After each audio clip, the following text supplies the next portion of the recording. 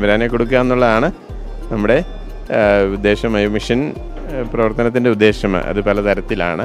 സാഹചര്യം അനുസരിച്ച് നമുക്ക് കിട്ടുന്ന അവസരങ്ങൾക്കനുസരിച്ച് കർത്താവിൻ്റെ സ്നേഹവും മറ്റുള്ളവർക്ക് പകർന്നു കൊടുക്കുക എന്നുള്ളതാണ് ഞങ്ങൾ പരിശ്രമിച്ചുകൊണ്ടിരിക്കുന്നത്. കഴിഞ്ഞ 50-55 വർഷങ്ങളായിട്ട് അവിടെ വൈദികരുണ്ട്, സിസ്റ്റേഴ്സുണ്ട്, അതുപോലെ ആത്മായ പ്രേക്ഷിതരുണ്ട്. പലതരത്തിലുള്ള പ്രവർത്തനങ്ങൾ വഴിയായിട്ട് കർത്താവിനെ കൊടുക്കാനായിട്ട് പരിശ്രമിക്കുന്നു. വിജയിച്ചോ എന്ന് ചോദിച്ചാൽ കർത്താവിനറിയാം. പിതാവേ, നമ്മളൊരു മിഷൻ്റെ ഒരു ഗ്യാതറിങ്ങിന് വന്നിട്ട് എങ്ങനെയുണ്ട്? ഇവിടുത്തെ ഒരു എക്സ്പീരിയൻസസ് ഒക്കെ എങ്ങനെയുണ്ട്? വളരെ മനോഹരമായിരിക്കുന്നു.